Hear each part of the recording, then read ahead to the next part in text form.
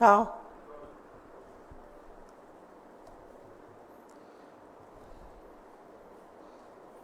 आप सबको मेरा नमस्कार। कल एक बेहद वाहियात बयान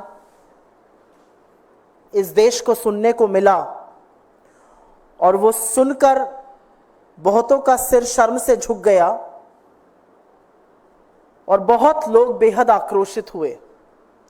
और ये बयान और इस तरह के बयान देने में उनको पारंगत हासिल है, लेकिन अब वो सिर्फ एक फिल्म एक्टर नहीं, भारतीय जनता पार्टी की सांसद हैं, बड़ी चुनी हुई सांसद हैं, बड़ी प्रिय सांसद हैं, हैंडपिक करी गई थी वो शीर्ष नेतृत्व के द्वारा। कंगना रणावत ने कल कहा कि किसान आंदोलन के जो किसान थे उनको बलात्कारी और हत्यारा बताने का काम किया। इस देश के अन्नदाताओं के खिलाफ ऐसे शब्द शायद ही किसी राजनेता ने इस देश के लंबे इतिहास में कभी बोले हों। इस देश के अन्नदाताओं को बलात्कारी और हत्यारा बताया और उसके बाद यह भी कहा कि ये जो सारा किसान आंदोलन था, जो किसान अपने हक की, अपने अधिकारों की, अपने सशक्तिकरण की लड़ाई लड़ रहे थे, जो प्रदर्शन शांतिपूर्ण था, जहां 700 से ज्यादा किसानों की शहादत हो गई, जहां 1.25 से 1.5 साल तक किसान खुले आसमान के नीचे गर्मी, पानी, बरसात, आंधी में, ओलों में बैठे रहे, वहां पर इनका कहना है कि ये अमेरिकी और चीनी शक्तियां ऐसा कर रही थी। अमेरिका और चीन हमारे देश में दखलंदाजी कर रहा था, अस्थिरता पैदा कर रहा था किसान आंदोलन करा के। तो जाहिर है इस पर आक्रोश होना था। जाहिर है इस देश की रीढ़ की हड्डी किसान है। जाहिर है कि जो किसान धरती का कलेजा फाड़कर अन्न उगाता है, उसको चिंता नहीं कि गर्मी हो, आंधी हो, पानी हो, बरसात हो, ओले हो, वो अन्न उगाता है, हमारा पेट पालता है। उस किसान को अगर बलात्कारी और हत्यारा कहा जाएगा तो आक्रोश होगा। और एक बात यह भी सच है कि किसान चाहे पंजाब का हो, चाहे हरियाणा का हो, चाहे उत्तर प्रदेश का हो, चाहे कर्नाटका का हो, यह असम्मान तो कोई नहीं सहेगा। तो आक्रोश बहुत हुआ और सवाल हुआ बीजेपी से कि क्या ये आपकी सांसद कह रही हैं या ये आपका आधिकारिक स्टैंड है? क्या आप भी आंदोलन करने वाले किसानों को, हक के लिए लड़ने वाले किसानों को हत्यारा और बलात्कारी बताते हैं? क्या ये आपकी सरकार का मत है? क्या ये आपका मत है? अपना स्टैंड क्लियर कीजिए। तो आज एक रेयर मूव में, क्योंकि हरियाणा का चुनाव भी पास में है और आगामी हार तो ऐसी है कि चुनाव टालने की मांग हो रही है। पता है कि 240 पर लाकर देश के मजदूर और किसानों ने सबक सिखाया है, अभी हरियाणा बिस्तर बोरिया बंधवाने वाला है।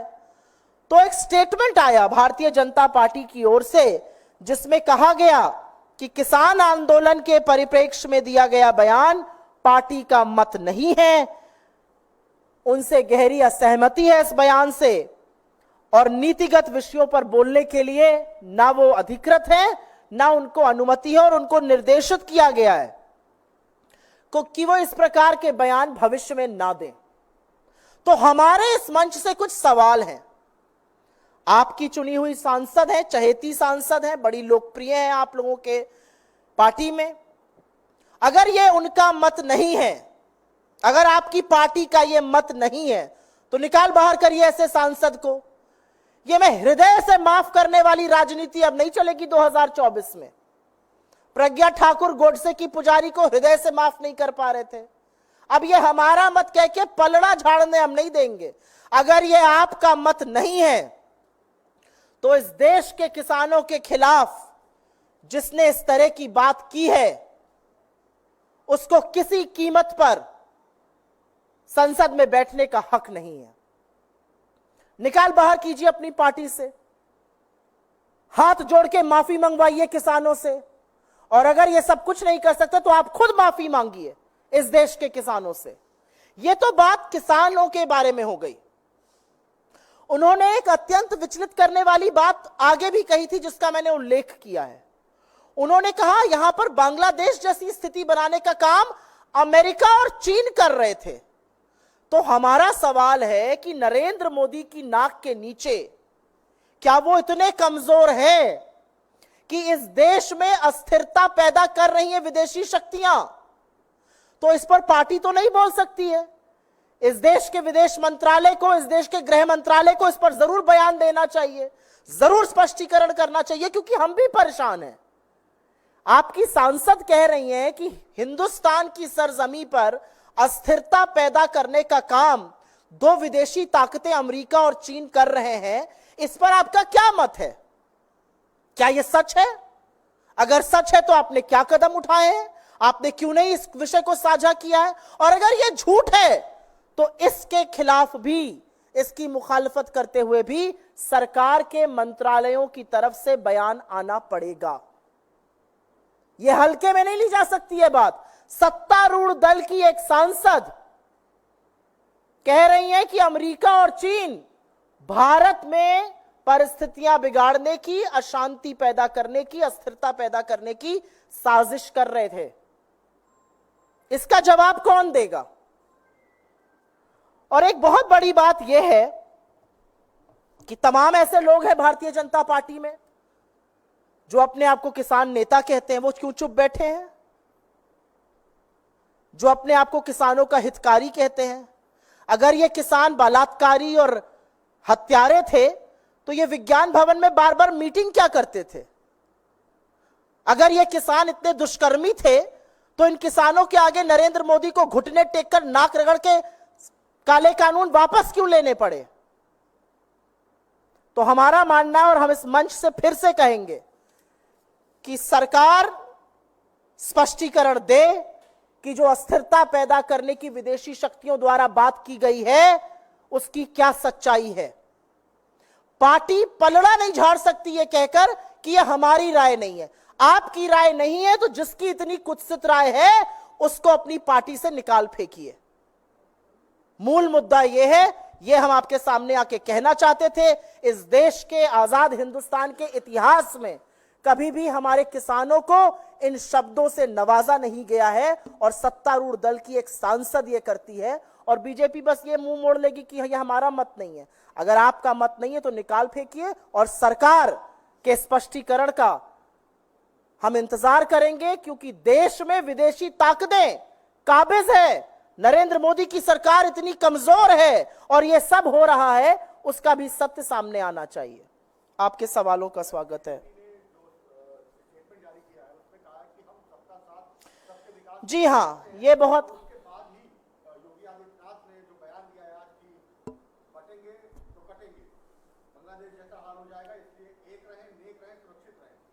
मैं आप लोगों के सामने एक बात बोलना चाहती हूं। आज श्री कृष्ण की जन्माष्टमी है। श्री कृष्ण प्रेम का स्वरूप है, श्री कृष्ण समर्पण का स्वरूप है, वो अविरल है, वो आनंद का स्वरूप है। और ऐसे प्रेमी श्री कृष्ण की जन्माष्टमी पर इस तरह का वैमनस्य, नफरत में डुबोया हुआ वक्तव्य उत्तर प्रदेश के मुख्यमंत्री का, और वो भी श्री कृष्ण की जन्मभूमि पर, बेहद निंदनीय है। कुछ नहीं तो आज के दिन का ही थोड़ा अपमान न करते, कुछ नहीं तो आज के दिन की थोड़ी लाज, थोड़ी मर्यादा आज के दिन की रख लेते। भाजपा का जो कंगना रनावत का वक्तव्य है, वो कहता है भारतीय जनता पार्टी सबका साथ, सबका विकास, सबका विश्वास और सबका प्रयास इत्यादि इत्यादि जैसे खोखले शब्द हैं। भारतीय जनता पार्टी का योगी आदित्यनाथ के वक्तव्य के खिलाफ स्टेटमेंट कब आएगा? अब तो हम ये पूछना चाहते हैं। एक चुना हुआ मुख्यमंत्री ऐसे गंदे वक्तव्य दे, इस तरह की भाषा का प्रयोग करे, ये कहां तक उचित है? और भारतीय जनता पार्टी अपने आप को उनके वक्तव्य से कब दूर करेगी? और मुझे दुख इस बात का है कि योगी जी आज कृष्ण जन्मभूमि जाकर वहां पर आरती करने के बाद इतनी गंदी और इतनी अमर्यादित बात कहते हैं। कुछ नहीं तो कृष्ण जन्माष्टमी की मर्यादा को आपको बरकरार रखना चाहिए था।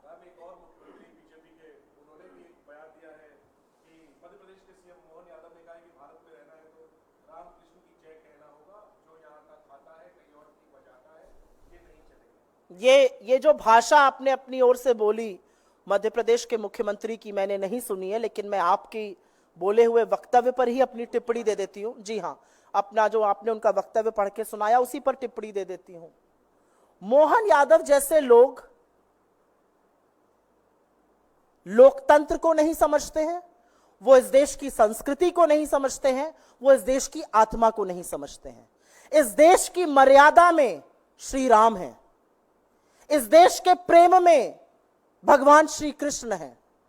तो श्री राम और श्री कृष्ण का नाम लेकर अपनी गंदी राजनीति मत चमकाइए। आप लोगों ने लोकतंत्र की हत्या कर दी है। आप लोग लोकतंत्र के नाम पर वो काम कर रहे हैं जो गुंडे और अपराधी और माफिया करते हैं। आप लोगों ने वो कदम उठाए हैं जो कोर्ट कचहरी पर ताला लगाने की समान है।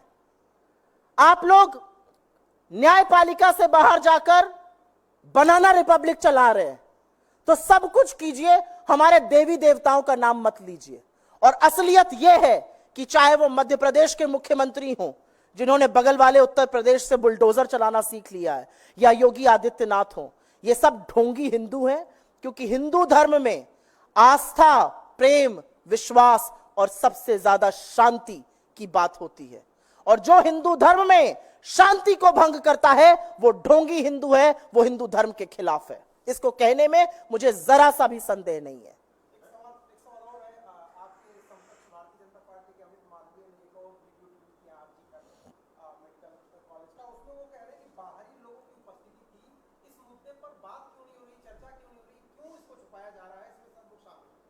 भाई कौन छुपा रहा है? सीबीआई जांच कर रही है, सीबीआई सेंट्रल एजेंसी है, सीबीआई को केस सौंप दिया गया है। आप लोग गिद्धों की तरह बैठकर रेप पर राजनीति कर रहे हैं। आप बंगाल पर बोलते हैं लेकिन बदलापुर पर आपके मुंह पर ताला लग जाता है।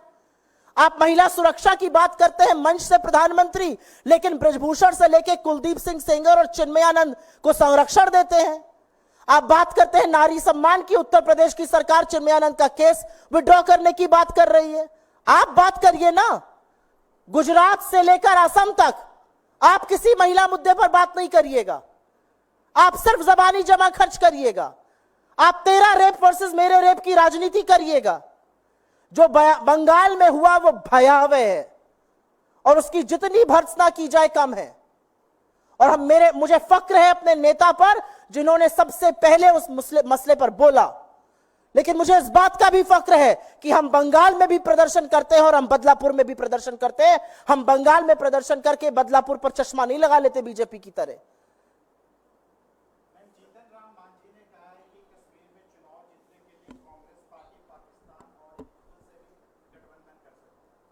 ये जो सारे बयान है ना, ये जो सारी बातें हैं, ये जो नफरती चिंटू बीजेपी के बोलते हैं, ये सब बहुत पुरानी बातें हो चुकी हैं।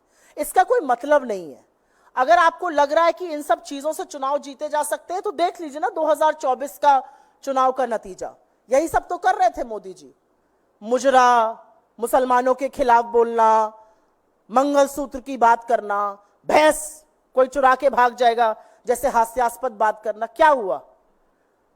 इस देश ने उनको न सिर्फ संविधान माथे पर लगा दिया, इस देश ने उनको हिंदुस्तान की राजनीति का पलटू राम बनाकर रख दिया है।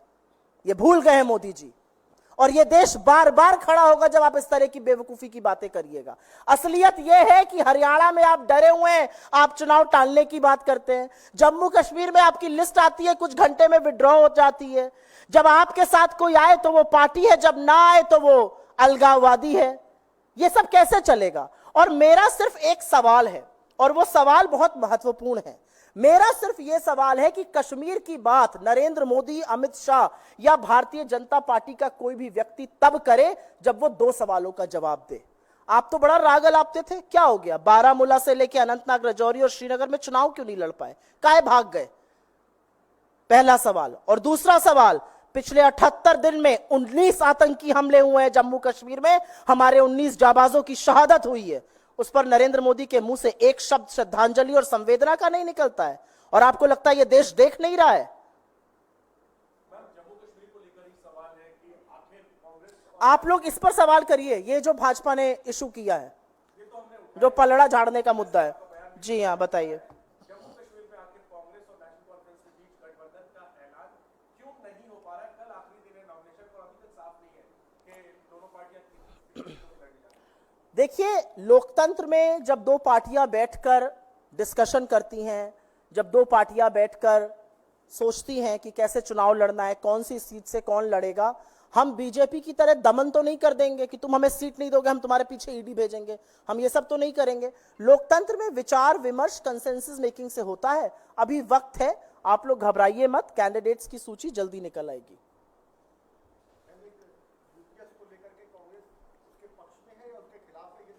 मुझे लगता है ये तस्वीर बिल्कुल हमारे अध्यक्ष श्री खरगे जी ने साफ कर दी है।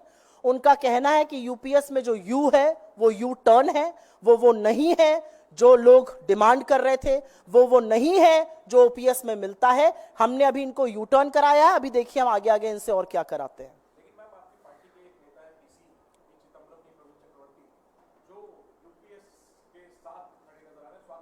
मुझे ऐसा लगता है मैं अधिकृत प्रवक्ता हूं, मैंने आपको अपने अध्यक्ष के वक्तव्य का ब्यौरा दिया है, हमारे अध्यक्ष ने इसको यू टर्न बताया है। उसके आगे मैं किसी और के बयान पर टिप्पणी करूं, मुझे नहीं लगता वो ठीक होगा।